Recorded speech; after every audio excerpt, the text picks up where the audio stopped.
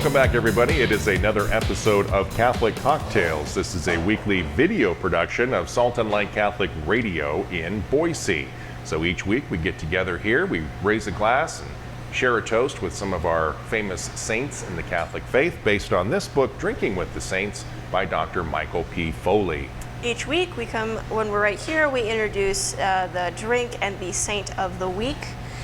We then send it over to Teresa Zapeta, who tells us a lot more about the saint. We then have her send it back here. Our bartender will make the drink for y'all, and then Brian and I will get to talk about what we learned. That's right. And this week we are going to be talking about Saint Lucy. Yes, that's Saint Lucy. The Saint Lucy. The Saint Lucy. And the drink is apropos that it would be called the Lucy cocktail. Yep. Pretty original. Pretty classic. I think no eyeballs will be floating in it, though. Don't worry. We can guarantee you that. Don't worry about that. As far as hardware and glassware goes, you're just going to need, your strainer, ice, shaker, and a cocktail glass. I'm sure you can do it in like a highball glass or not a rocks glass. Rocks glass. It's really up to you. And then the special thing you'll need is the sugar on the rim. Oh, the rimming sugar. Yeah. That's always good. That'll be fun.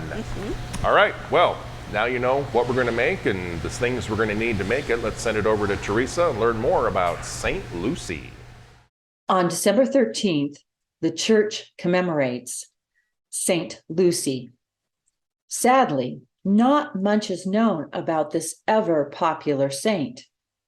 We do know that Lucy was a young Christian virgin who was martyred in the early 4th century under Emperor Diocletian. We also know that by the 6th century, her name was included in the first Eucharistic prayer and in the oldest Roman sacramentaries. There were numerous churches dedicated to her. Other than that, we don't know too much, but there are lots of stories that abound about her.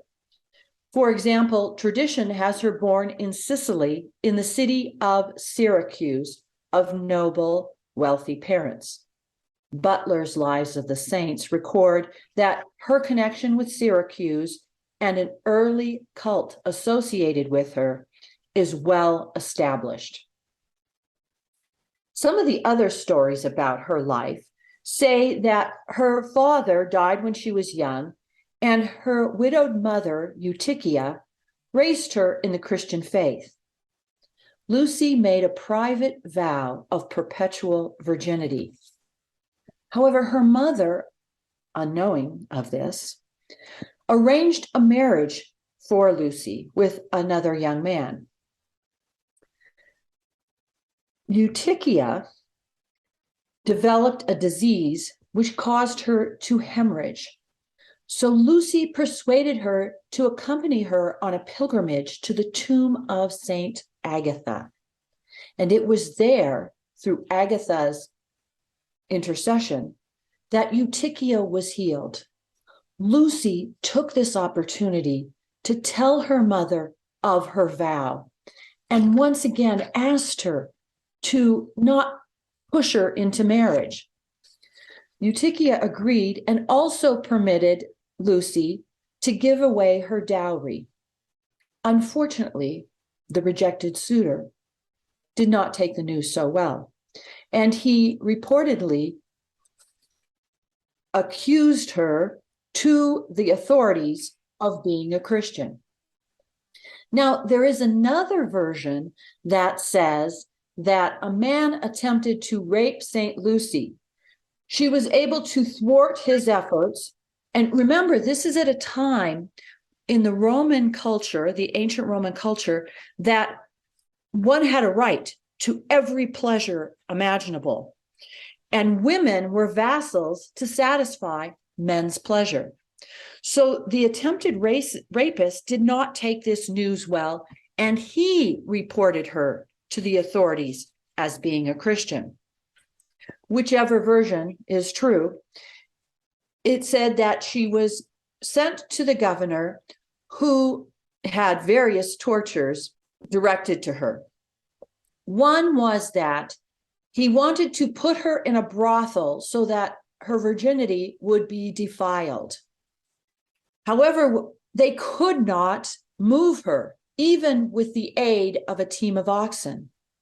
And since she could not be moved, they piled wood around her, hoping to burn her alive. But the fire would not start. So she was decapitated with a sword, or other versions say she had a dagger thrust through her throat. And there are some statues depicting her with a dagger in her throat. Now, she is the patroness of eyes and those who suffer blindness. There are many explanations as to why this is the case, having to do with her name. The accounts are having to do with her name because Lucy comes from the Latin word lux, which means light. And light is necessary for there to be sight. Another explanation is that Lucy's eyes were gouged out during her persecution.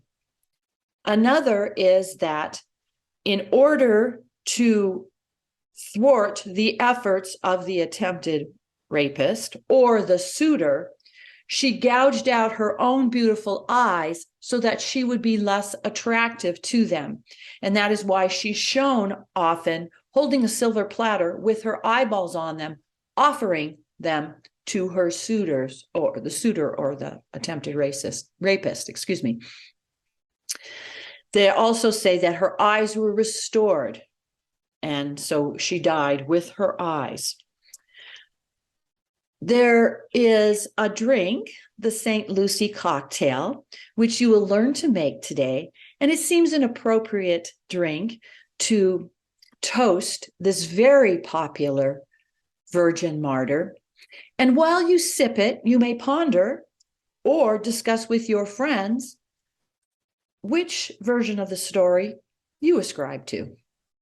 We hope you're having a blessed Advent. We are filming, as we always do, Catholic Cocktails here at the Harp Irish Pub and Eatery in Meridian. Liberty has joined us once again behind the bar. So what do we need then to make the St. Lucy cocktail?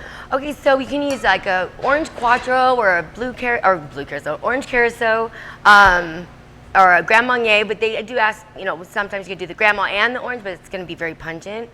And then we do a light rum, so we use the Bacardi. Okay.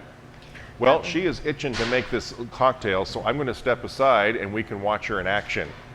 All right, so we're going to be making the Lucy cocktail today, and is what you do is put your ice, get a little mixer, shaker, add your ice. I add the lemon juice, just like a quarter ounce of lemon juice in there, and then we're going to do the Bacardi. And the Bacardi, you're going to do 1.5. And then go ahead and there. And over here, we're going to do this amazing Quattro orange. Stuff is so yummy. I prefer this over using a couple different orange liqueurs because it just seems to make it overpowering and sometimes a little oversweet. There we go.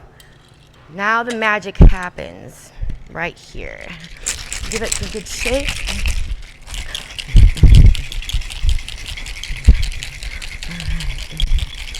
Okay, and then we're going to take a lemon and just go around here, and then we'll put a little, you can use any type of sugar to sugar your rim. I'm using lemon sugar. And there we go. We'll just go ahead and pop that off and pour. It has a nice little frosty top. There's a Lucy. All right, we're back, and now the moment of truth. Doo-doo-doo. Doo-doo. I like the glass that she picked out. That's fancy. I am terrified I'm going to spill this all over. I'm curious how the lemon salt will cut the sweetness of the orange liqueur. If I can get it to my mouth. That's going everywhere. Congratulations, I'm 100 years old. You know what? That's pretty good. Is it? It's Does kind the of salt bitey. help? You're Well, it's bitey. sugar. See? So I was trying not to do. But no. Finger licking good. What is this, KFC? That is pretty good. No, yeah. See, it's kind of bitey, and then it's sweet on the end, which is interesting. I thought it would be the opposite. Well, there you go. It's good. If you St. like Lucie citrusy cocktail. things, is delish. Is sticky. Little sticky when you dump it all over yourself. But hey, St. Lucie had incredible faith.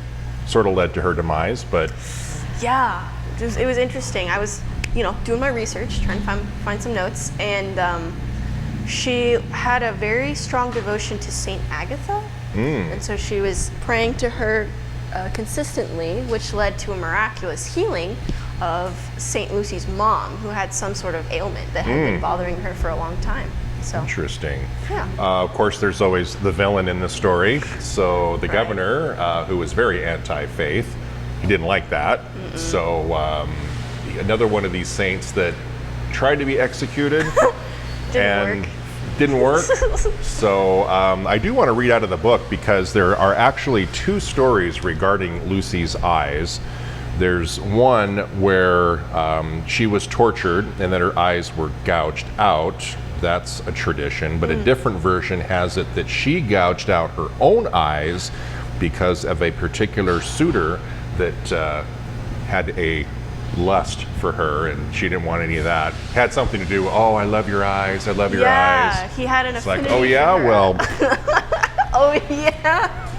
I'll show Well, you. Apparently, she wanted to maintain her purity, Yes. which we should all respect. But they miraculously grew back. Like she had a second pair grow back, or something like that. Wow. That comes out of that story. Interesting. So, but yeah, as a lot of people know, she's usually portrayed with in paintings and images of her with her eyes on like a tray of some sort, or a dish, or gold tray. yeah. So another, if you're into martinis, you can have the Lucia Martini, which is gin, vermouth, and of course the two olives, which represent her eyes. But we So, wanted yeah. to save you from that visual, so instead we made this delicious. Choose the sweeter option. Yes, on much that sweeter, one. much Yes. sweeter. Awesome.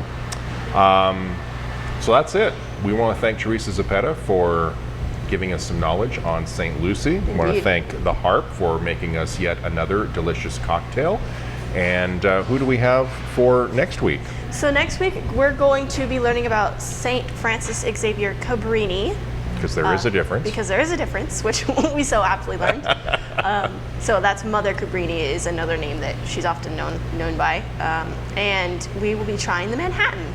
Which I have been waiting for, so I cannot wait to have my it's first Brian's Manhattan in a drink. long time.